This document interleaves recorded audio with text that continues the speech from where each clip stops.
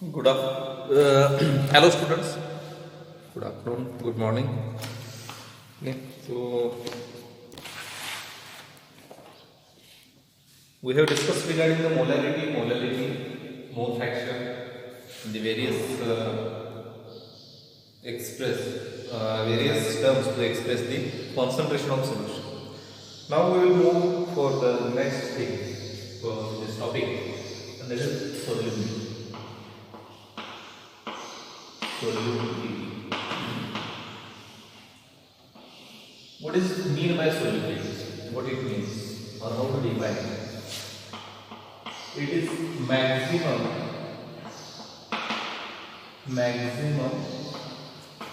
amount of solute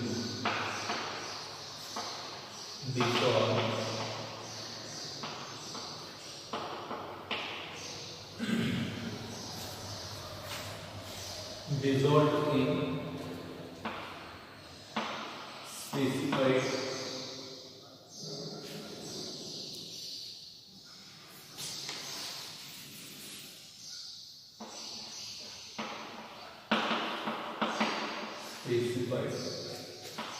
volume of solvent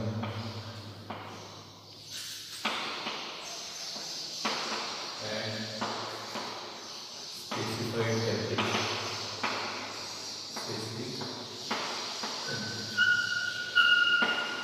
और एक particular temperature. तो सोल्युबिलिटी का मतलब क्या होता है? कोई भी एक सब्सटेंस जो ले रहे हो, सोल्यूट करके ले रहे हो, ओके, तो आप एक सॉल्यूशन बना रहे हो, तो सॉल्यूशन बनाते थे सॉल्वेंट के अंदर, जैसे देखो सॉल्वेंट, और इधर से आप सोल्यूट ऐड करते हो, सब्सटेंस ऐड करते हो, ओके. तो सोल्युबिलिटी किसके बारे में बात कर रहे हैं हम लोग? सोल्युबिलिटी हम बात कर रहे हैं सोल्यूट या फिर सब्सटेंस के बारे में बात कर रहे हैं जिसका मैक्सिमम अमाउंट इस सॉल्वेंट में डिसॉल्व होने वाला है, डिसॉल्व होने वाला है, उसको बोलते हैं सोल्युबिलिटी. और ये कब मेजर करेंगे? जब आपका सॉल्वेंट का वॉल्यूम फिक्स होगा, एक फिक्स वॉल्यूम ऑफ सॉल्वेंट को, एंड एट फिक्स टेम्परेचर और एट पर्टिकुलर टेम्परेचर. अगर एक वॉल्यूम आपने फिक्स रखा है, आपने टेम्परेचर भी कांस्टेंट रखा है, और उस टाइम कितना अमाउंट सोल्यूट इस सॉल्वेंट के अंदर डिसॉल्व होता है, उसको बोलते हैं सोल्युबिलिटी. उसको क्या बोला जाता है? सोल्युबिलिटी बोला जाता है. ठीक है. तो सोल्युबिलिटी, जब भी हम सोल्युबिलिटी की बात करते हैं तो हम दो चीजें बोलते हैं. एक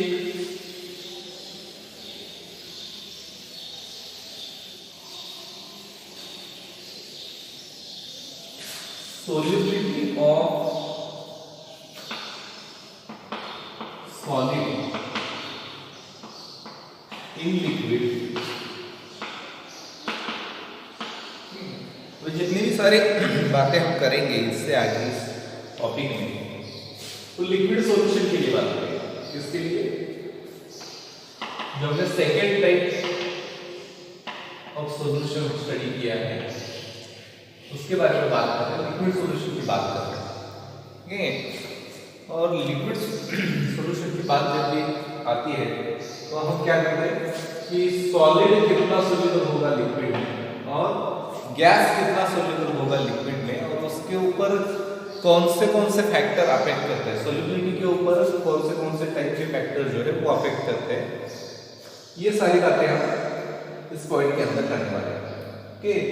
तो सॉलिड की जब भी बात करते हैं कि सॉलिड इन लिक्विड की जब बात करेंगे, इस टाइप के सॉल्यूशन की बात करेंगे, और सॉलिड के सोल्युबिलिटी के बारे में बात करेंगे. Then it is observe that, एक ऑब्जर्वेशन है, polar solute dissolves in polar solute. polar solvent and non-polar solute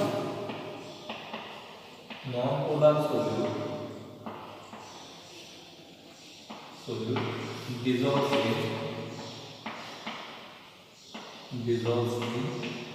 non-polar solvent.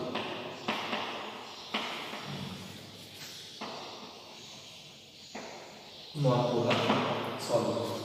अभी ये पोलर क्या है, नॉन पोलर क्या है, ये चीजें आपको पता है। ओके, तो मॉलिक्यूल में अगर positive and negative and separation हो रहा है, मॉलिक्यूल में दो ऐसे एंड बन रहे हैं, तो इस टाइप के मॉलिक्यूल को हम पोलर मॉलिक्यूल बोलते हैं और सब्सटेंस को पोलर सब्सटेंस बोलते हैं। ठीक है, और ऐसा कुछ नहीं बन रहा है कि पॉजिटिव नेगेटिव एंड सेपरेट नहीं होता है। इलेक्ट्रॉन डेंसिटी टोटली क्या होती है, इलेक्ट्रॉन डेंसिटी जो है पूरी की पूरी तरह पूरे मॉलिक्यूल के ऊपर यूनिफॉर्मली डिस्ट्रीब्यूटेड होती है। ऐसे मॉलिक्यूल्स को हम नॉन पोलर मॉलिक्यूल बोलते हैं, जिधर क्या नहीं हो रहा है, पॉजिटिव नेगेटिव एंड सेपरेशन नहीं होता है, कोई भी एक डायरेक्शन में इलेक्ट्रॉन का मूवमेंट नहीं होता है। उस टाइप के मॉलिक्यूल्स को, उस टाइप के सब्सटेंस को हम क्या बोलते हैं, नॉन पोलर सब्सटेंसेस बोलते हैं। तो सॉलिड सोल्यूट है हमारा, और सॉलिड सोल्यूट अगर पोलर है तो वो पोलर सॉल्वेंट में डिसॉल्व होगा, अगर नॉन पोलर है तो वो नॉन पोलर में डिसॉल्व होगा, नॉन पोलर में डिसॉल्व होगा। फॉर एग्जांपल की बात करते हैं, तो एग्जांपल के तौर पर देखो, शुगर, ग्लूकोज ले लो, शुगर ले लो, ठीक, ये डिसॉल्व इन वाटर, ये वाटर में क्या होता है, डिसॉल्व से एक सॉल्यूशन बन जाता है। Okay, but at the same time आपका जो नैप्थेलिन है, नैप्थाबॉल नंबर वही, ओके, आपको पता है नैप्थाबॉल जो हम यूज करते हैं कवर्ड में रखने के लिए, ये नैप्थेलिन वाटर में डिसॉल्व नहीं होता, सॉल्यूशन नहीं बनता, जबकि ग्लूकोज और सुक्रोज क्या है, पोलर है, वाटर क्या है, पोलर है, तो पोलर में डिसॉल्व हो गया। नैप्थेलिन क्या है, नॉन पोलर मॉलिक्यूल है, नॉन पोलर है, और नॉन पोलर में डिसॉल्व नहीं होता, नॉन पोलर जो है वो पोलर में डिसॉल्व नहीं होता है, तो उसके लिए नॉन पोलर सॉल्वेंट चाहिए, और ये किसमें डिसॉल्व होता है, तो ये नॉन पोलर सॉल्वेंट में डिसॉल्व होता है, लाइक बेंजीन और NaCl। इस टाइप के सॉल्वेंट में नैप्थेलिन इजीली डिसॉल्व हो जाता है। ओके, और आपके शुगर और ग्लूकोज जो है वो बेंजीन में डिसॉल्व नहीं होते, ये क्या नहीं हो रहे, बेंजीन में डिसॉल्व नहीं हो रहे, क्योंकि ये पोलर है, ये नॉन पोलर, जिसमें ये डिसॉल्व नहीं हो रहा। तो इससे हम एक बात बोल सकते हैं कि क्या बोल सकते हैं, इससे एक बहुत फेमस सेंटेंस आता है केमिस्ट्री का, जिसको हम बोलते हैं लाइक dissolves like पोलर में सॉल्युबल होगा, डिसॉल्व होगा, और non polar soluble. So like dissolves like this is the case in case of solubility when solid is added into the liquid. Solid is added into the liquid.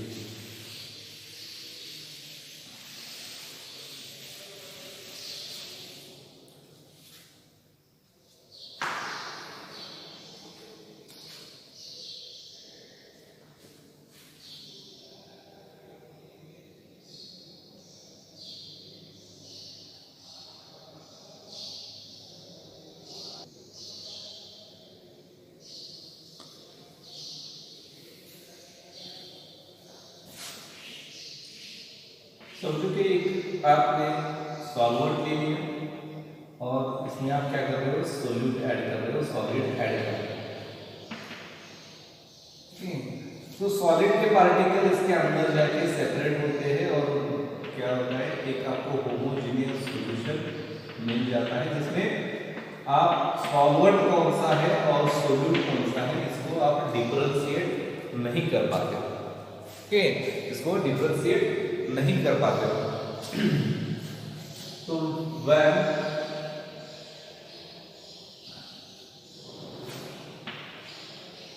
the particles of solute added to solvent and they get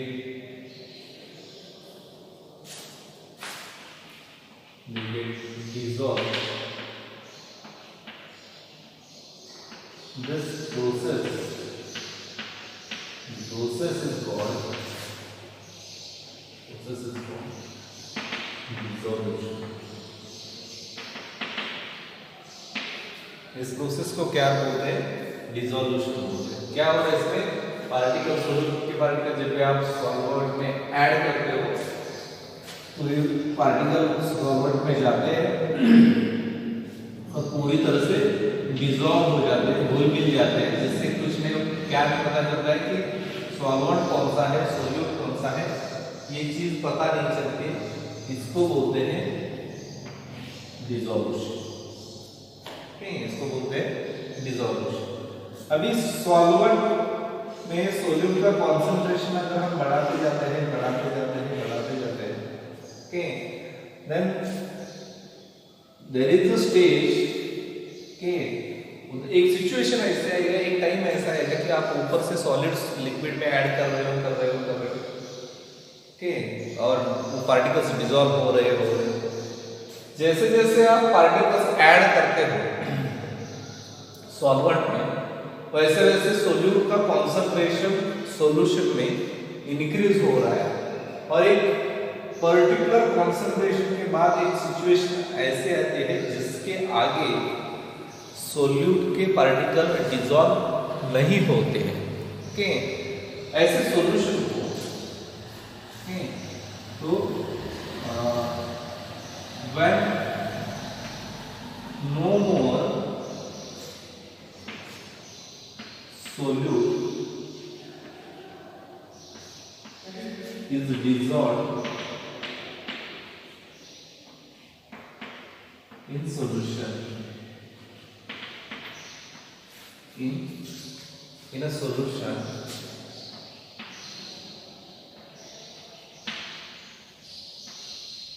that stage of solution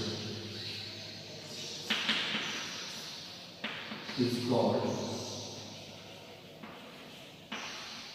saturated solution.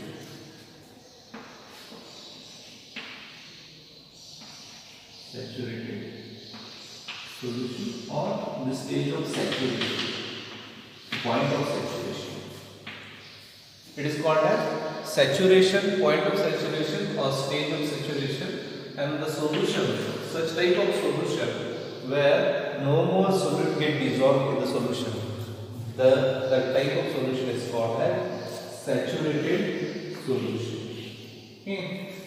And if we once found this saturated solution, okay, the number of particles present in the solution, okay, the number of particles of solute present in the solution increases, and that causes the collision of particles. So number of particles बढ़ गए और एक liquid solution है और आपको पता है कि लिक्विड के जो पार्टिकल होते हैं उनको थोड़ा सा मोशन होता है, उसकी वजह से क्या होता है, ये पार्टिकल एक दूसरे के साथ कोलाइड हो जाते हैं, एक दूसरे के क्या होती है, एक्सीडेंट हो जाता है, टक्कर हो जाती है। जब भी ये पार्टिकल्स सोल्यूट के पार्टिकल एक दूसरे के साथ कोलाइड होंगे तो कोलाइड होने के बाद ये क्या होते हैं, एग्रीगेट बन जाता है इसका, और एग्रीगेट बन के क्या होते हैं, कैसे सॉल्यूशन से सेपरेट आउट करते हैं, सॉल्यूशन से सेपरेट आउट करते हैं। And when the particles get separated from the solution, when the solid particles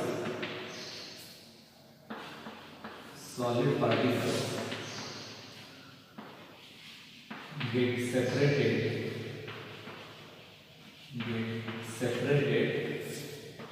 from the solution,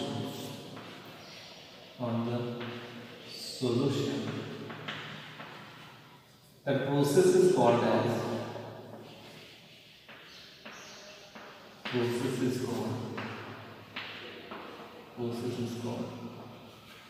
crystallization.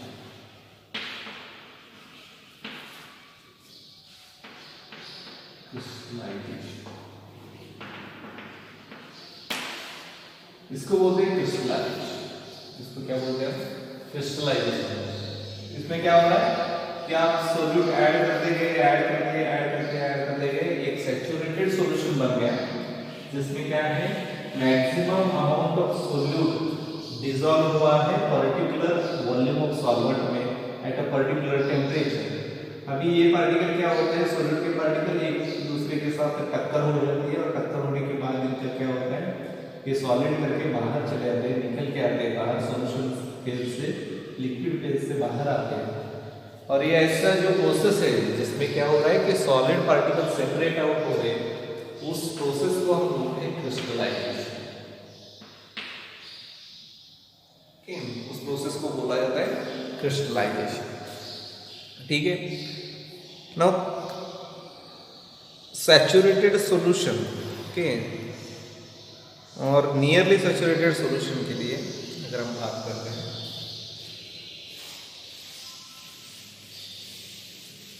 Solid in liquid nearly saturated solution, जिसमें concentration of solute in the solution is maximum, okay, इसमें क्या है, बहुत ज्यादा है, लेकिन वो solution saturated नहीं है, नियरली सैचुरेटेड। ऐसे केस में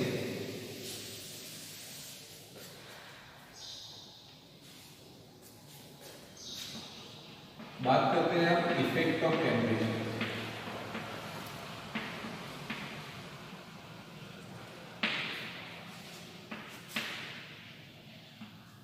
इफेक्ट ऑफ टेम्परेचर, टेम्परेचर क्या इंपैक्ट करता है, कैसे अफेक्ट करता है सोल्यूबिलिटी के ऊपर, या फिर टेम्परेचर इंक्रीज करने से या फिर डिक्रीज करने से सोल्यूबिलिटी इंक्रीज होगी सॉलिड के सॉल्यूशन में या डिक्रीज होगी, इसके बारे में बात करें। Okay, now what we have learn that the process of dissolution, what it means, solid get dissolved in the solution or in the solvent, that is called as dissolution. Now if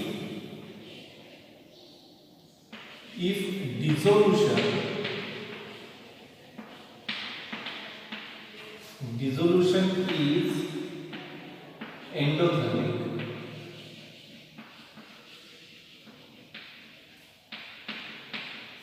if dissolution is endothermic,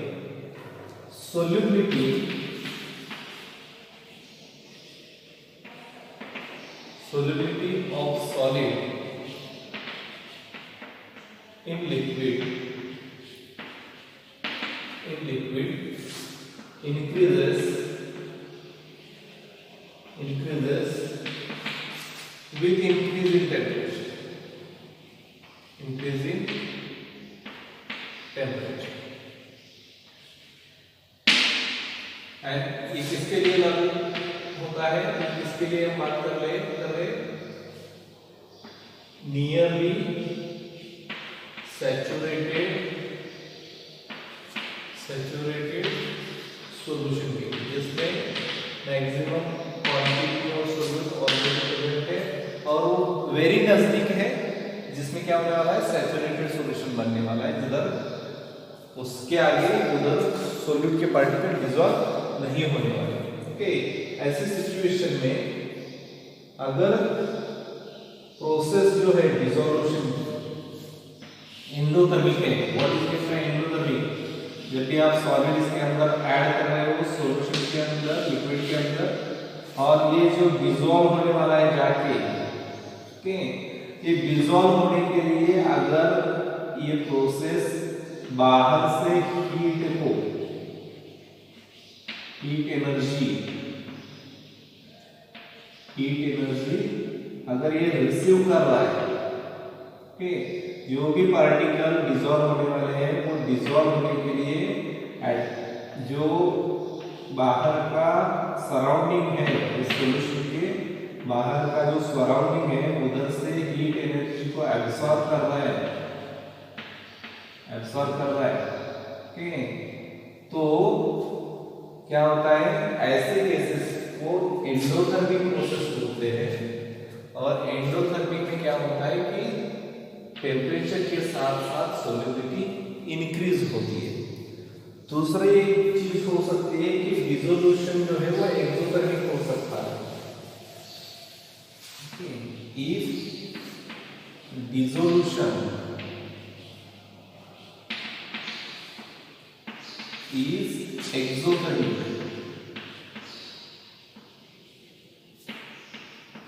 it is exothermic. What it means, when you add the solid into the liquid, when they get dissolved into the solution, they gives out the heat energy. जब भी ये dissolve होंगे तो ये heat energy surrounding को देंगे। अगर heat energy dissolution process में बाहर दी जा रही है, ऐसे केसेस में सॉल्युबिलिटी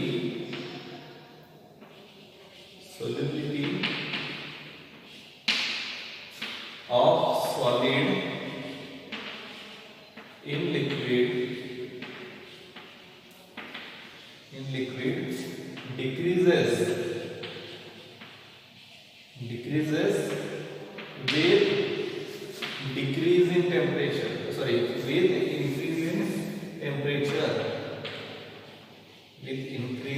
in temperature, जैसे जैसे टेम्परेचर आप बढ़ाओगे, अगर आपने इस सॉल्यूशन का टेम्परेचर बढ़ा दिया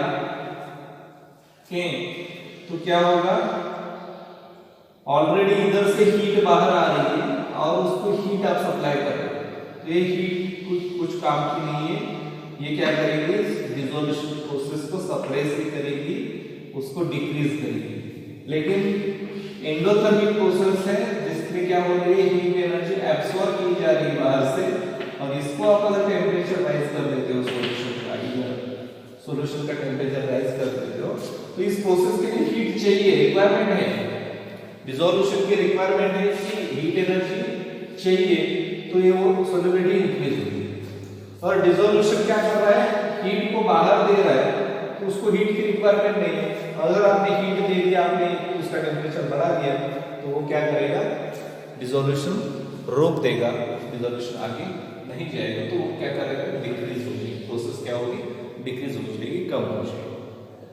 ठीक है, this is the effect of temperature on the solubility of solid in the liquid, and the effect of temperature depends upon the what type of dissolution process is. Okay, what type of dissolution process is. Okay, then what is the effect of pressure? Okay, so as liquid and solids are incompressible, वो compress नहीं कर सकते हो आप, okay, उसकी वजह से pressure का कुछ भी इफेक्ट सॉल्युबिलिटी के ऊपर, solubility of solid in liquid में नहीं होता है।